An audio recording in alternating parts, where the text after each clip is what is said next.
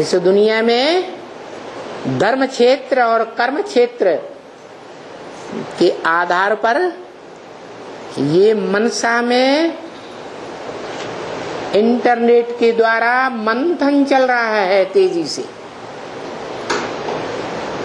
पहले पहले क्या निकलता है? विष निकलता है।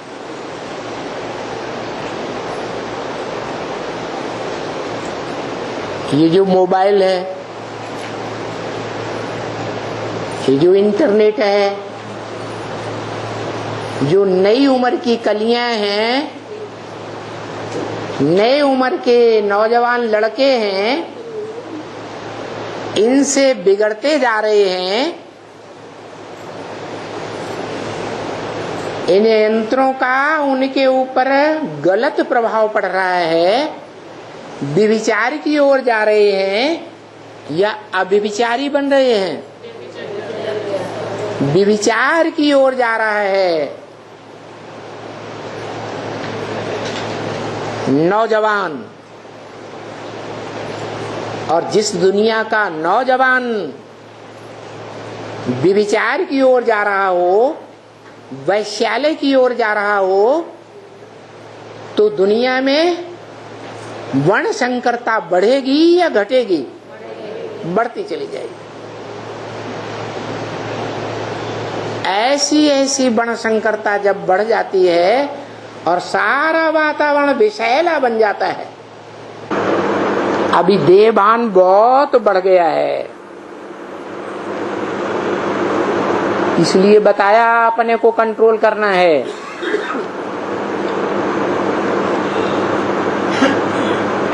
बच्चे साइंस के साधनों में इतना फंस चुके हैं कि हरेक के हाथ में, हरेक के कान में क्या लगा रहता है?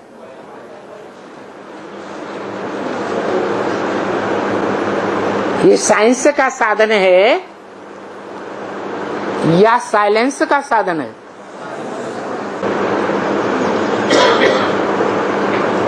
मोबाइल के द्वारा देखें अपने जीवन में कि हम ईश्वरीय सेवा में ज्यादा लगे रहते हैं या अपनी मस्ती की जिंदगी में ज्यादा लगे रहते हैं।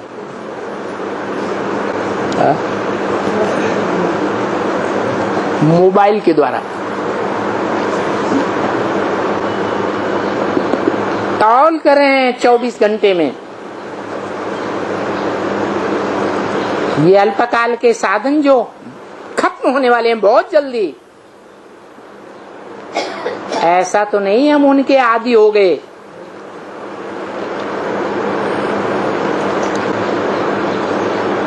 मान लो क्लास में कोई की शिकायतें बार बार आ रही है कि ये सीरियल देखते हैं, सिनेमा देखते हैं, गंदे गंदे गाने सुनते हैं, ब्लू फिल्म देखते हैं और उनके मोबाइल छीन लिए जाए। 80 साल तक अभी पढ़ाई हुई, बाप ने सौम्य रूप धारण किया या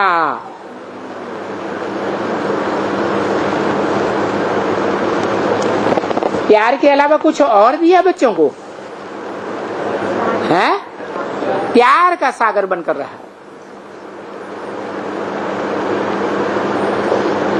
अभी तो बहुत थोड़ा टाइम बचा है बच्चों के लिए। ऐसे नहीं समझे 20 साल पड़े हैं। 20 साल तो हैं ही नहीं बच्चों के लिए।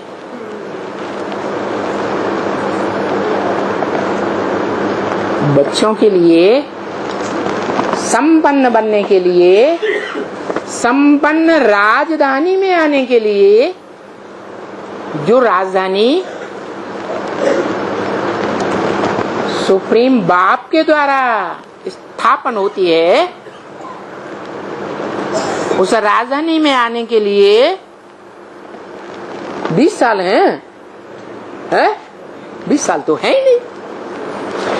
अरे संपन्न दुनिया की राजधानी, ईश्वरीय राजधानी बनेगी तो दुनिया की राज्यों में, दुनिया के देशों में जो विदेशियों की, विधर्मियों की राजाइयां चल रही हैं, राजधानियां बनी हुई हैं,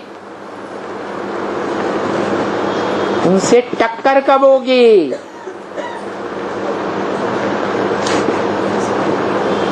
बिना लड़ाई के राजाई मिलती है क्या? मिलती है? हिस्ट्री क्या कहती है?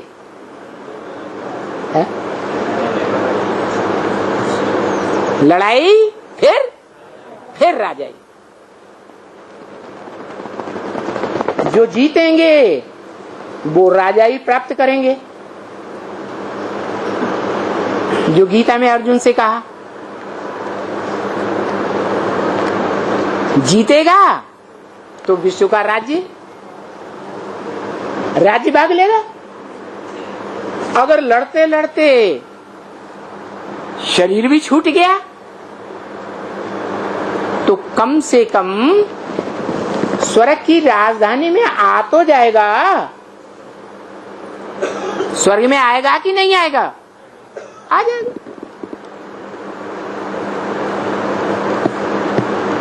इसलिए अब ये साइंस के साधनों में फंसने का समय नहीं रहा।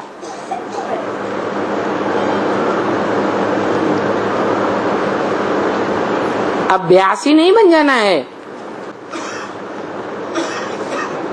जो इतने साइंस के साधन बढ़ाते जा रहे हैं उनसे क्या करेंगे? उनसे साधना को बढ़ाएंगे। साधना उनकी बढ़ेगी या साधना में जीरो हो जाएंगे?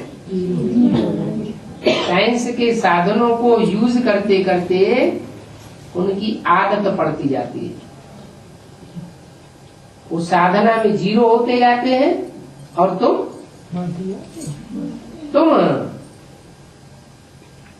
साइंस के साधनों को समझते हो कि आखिरी ये विनाशकारी है।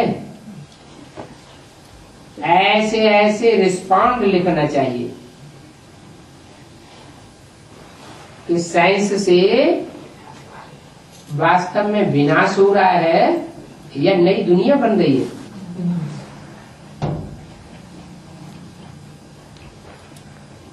साइंस के साधन जितने जितने बढ़ते जाते हैं, जितना जितना हम साइंस के साधनों को यूज करते जाते हैं, उतना उतना हमारी साधना ढीली पड़ती जाती है।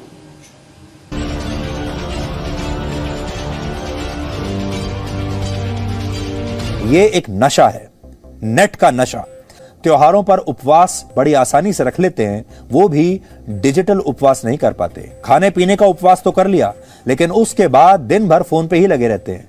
यानी ज्यादातर लोग कुछ घंटों के लिए भी अपने मोबाइल फोन या डिजिटल गैजेट से दूर नहीं रह पाते। खाना छोड़ देंगे लेकिन फोन नहीं छोड़ेंगे।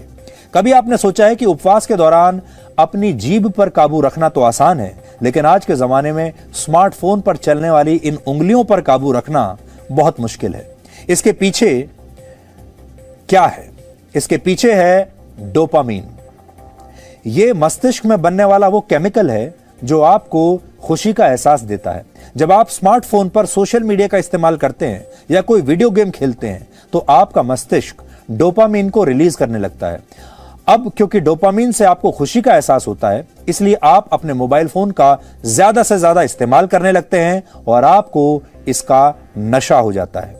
ये जो दौड़ है, अंधी दौड़, ये कभी खत्म ना होने वाली इच्छाओं की तरह है और ये कभी खत्म ना होने वाली इच्छाएं डोपामीन से ही पैदा होती हैं। लेकिन जब आप ये सब कर लेते हैं तो भी अंदर का खालीपन आपका भरता नहीं है और आप फिर से ऐसा ही करने लगते हैं। फिर खुशी न ढूंढ पाने की ये निराशा तनाव, डिप्रेशन और एंजाइटी में बदल जाती है। थोड़ी थोड़ी देर में मोबाइल फोन यूं ही उठाकर देखने लगते हैं, स्क्रॉल करने लगते हैं, फिर चाहे कोई मैसेज हो या ना हो। मोबाइल कितना देखें जिससे आंखों को नुकसान ना हो, इसका कोई भी फॉर्मूला नहीं है। एम्स के नेत्र रोग विभाग के मुताबिक पूरे दिन में 2 घंटे से ज्यादा मोबाइल की स्क्रीन से ना चिपके और हर 20 मिनट में एक ब्रेक जरूर ले। विज्ञान की भाषा में आंखों की ये बीमारी मायोपिया कहलाती है, जिसमें आंखों का आईबॉल बड़ा होने की वजह से दूर की चीजें साफ साफ दिखने में परेशानी होती है। मायोपिया की सबसे बड़ी दिक्कत ये है कि धीरे धीरे रोशनी कम होती जाती है और लंबे वक्त के बाद ब्लाइंडनेस यानी अंधे होने का खतरा भी रहता है। लेकिन डॉक्टर्स के मुताबिक जितनी बड़ी स्क्रीन होगी परेशानी उतनी कम होगी। हम ये सजेस्ट करते हैं कि जब भी आपको किसी चीज पढ़ना है या कुछ काम करना है तो या तो लैपटॉप में करें जिसका स्क्रीन साइज बड़ा हो, या फिर टैबलेट में काम करें जिससे भी आपको थोड़ी दुविधा कम हो सकती है। आपकी आंखों की सेहत के लिए है रूल 20-20-20। अगर आपने 20 मिनट तक किसी भी स्क्रीन पर आंखें गड़ा कर रखी हैं, तो अब 20 सेकंड का ब्रेक लीजिए, 20 सेकंड तक पलकें झपकाइए और फिर 20 फीट दूर देखिए और वहां फोकस कीजिए। इससे आपकी आंखों की रोशनी थोड़ी सी बेहतर हो पाएगी।